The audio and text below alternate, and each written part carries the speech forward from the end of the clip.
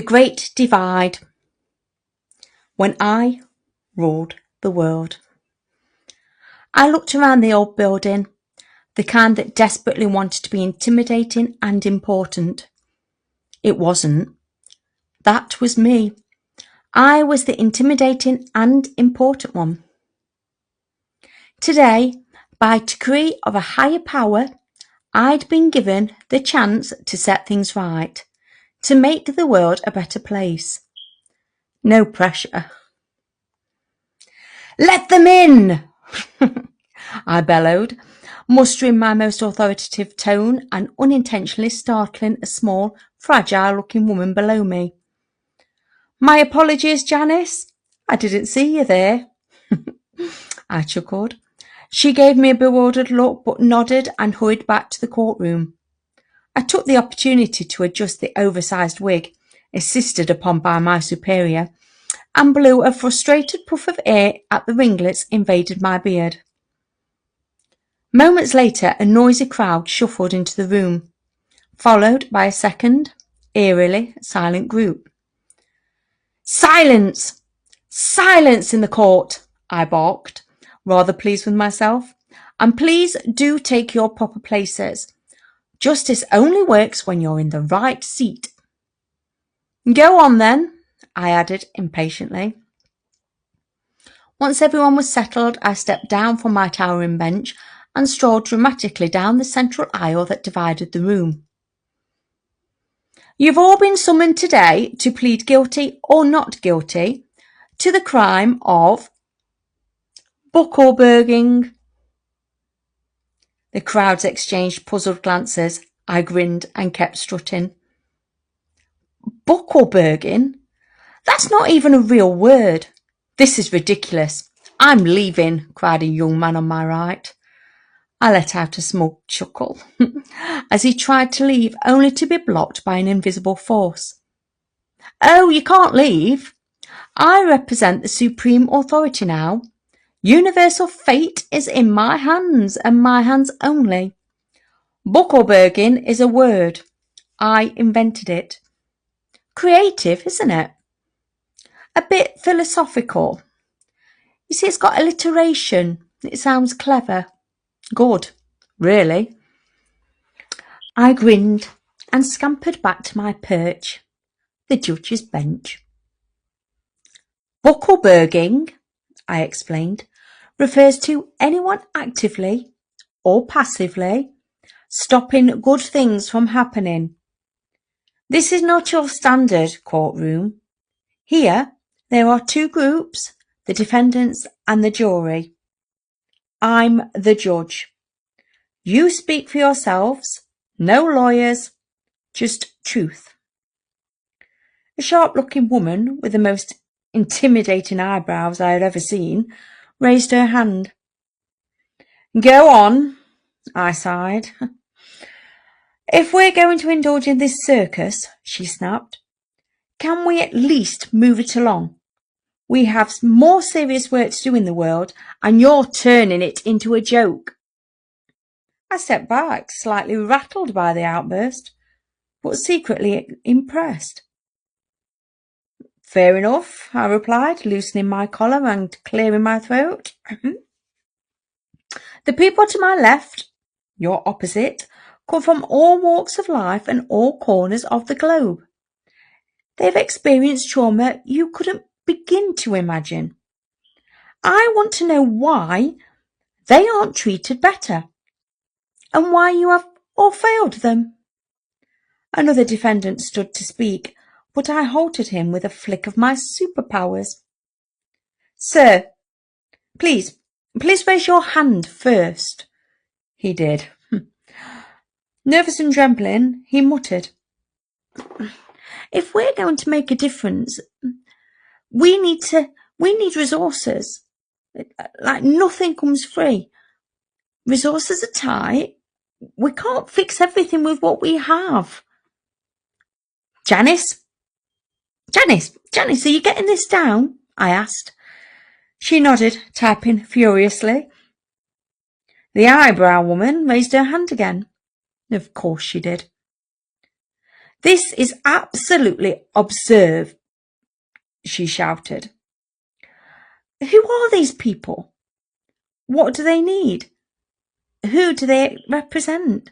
How are we supposed to answer anything? We have been given nothing. And why is there a fox sitting with them? This is ludicrous at its best. She attempted to storm out, but met the same invisible force. I had silenced her. No murmurs, no protests, just 2 angry eyebrows. I'll answer in order, I said calmly, slamming the gavel because, well, why not? These people represent a wide spectrum of trauma: poverty, childhood abuse, ableism, inequalities, mental health issues, hate crimes. I can go on, but I won't. The fox is my advisor, a wise outsider, an observer. I will consult with him first before I make any decisions. There was still grumbling and discontent. The eyebrow woman was now trying to communicate telepathically with those said eyebrows. I raised one back.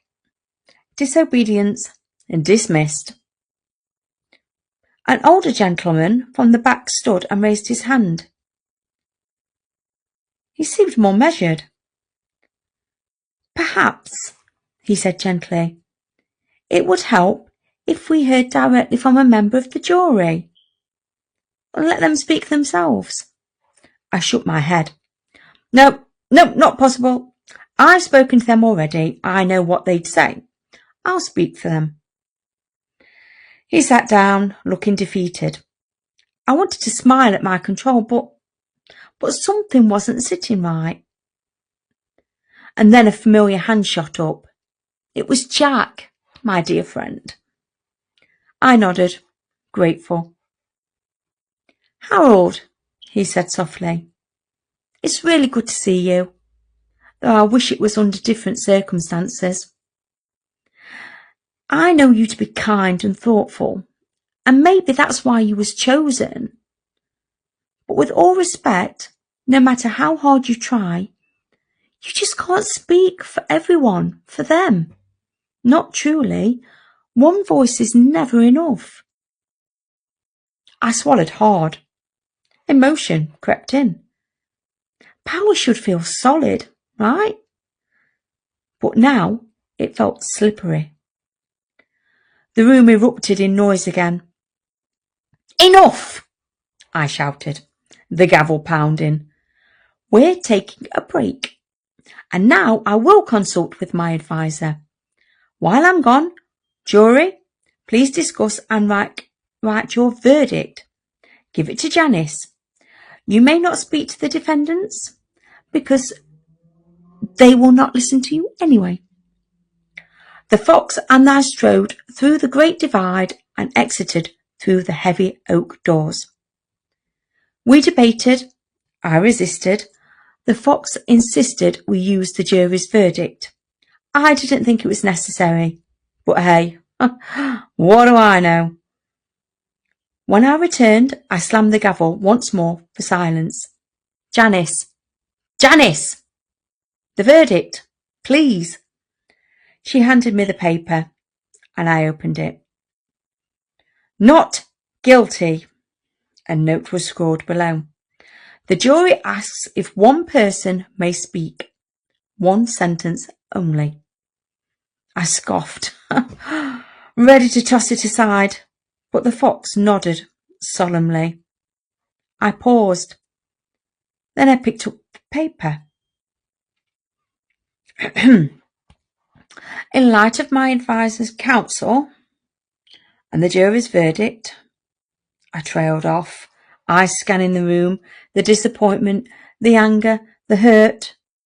I admit I've been a fool. The verdict of Buckelbergen is revoked. I took a deep breath. No one in this room is guilty. Not anymore. What I've learned is this. I looked towards Jack. He smiled, hands in a prayer position. I cleared my throat before announcing the verdict. Not guilty. A note was scrawled below. The jury asks if just one person may speak. One sentence only. I scoffed, ready to toss it aside, but the fox nodded solemnly. I paused. Then I picked the paper back up. In light of the advisor's counsel, I trailed off, eyes scanning across the room, the disappointment, the anger, the hurt. And in light of the jury's verdict, I admit I've been a fool. The verdict of Buckelbergen is revoked. I took a breath. No one in this room is guilty. Not anymore. What I've learned is... I looked back at Jack. He smiled, his hands in a prayer position. I can't say it. I can't say it right. Could the jury's spokesperson please stand and read their statement? A member of the jury rose. As a whole, they said clearly, we need to listen, represent, communicate, be fair, and build trust so we can learn from one another. They sat, and I nodded. To my right, I addressed the defendants. I speak now not as a judge, but as a fellow human. We must no longer be silenced, but we also must learn to tell each other stories with empathy. We all have different needs, and it's hard, yes, but with better communication and fairer distribution, we can build a more just world. I hesitated. And personally, I need to stop assuming. I bowed my head and my face flushed. Now, I suggest we all start with a good cup of tea and a proper chat. Janice,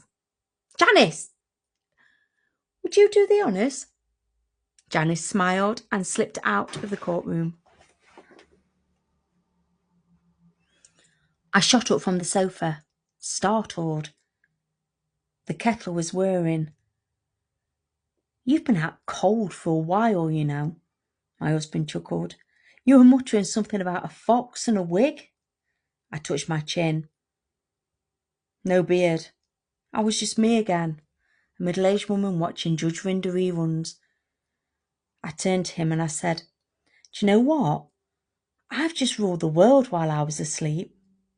Oh, really? He smirked. Did you do a good job? I laughed. Not really, but I do wonder what might have happened if I'd have just stuck around for a cup of tea.